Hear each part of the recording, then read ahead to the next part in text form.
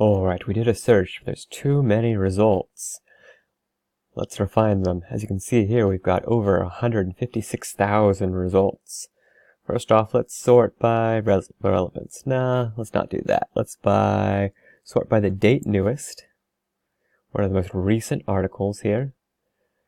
Okay, now let's go by availability. I only want ones from peer-reviewed journals.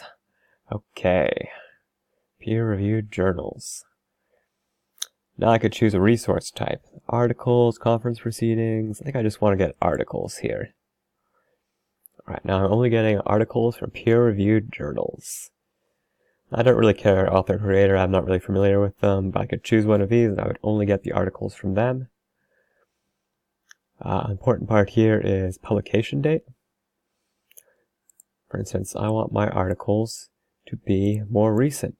So let's choose 2015. Now let's refine the results by that. Oh, right, now I've got stuff only from 2015. Oh, we're running down to 8,500 results. Okay. Oh, and I can also do it by availability. So I can choose only full text online ones. Let's do that. And apply filters there at the bottom. Okay, much less results now. Okay, is there any way I can refine this more?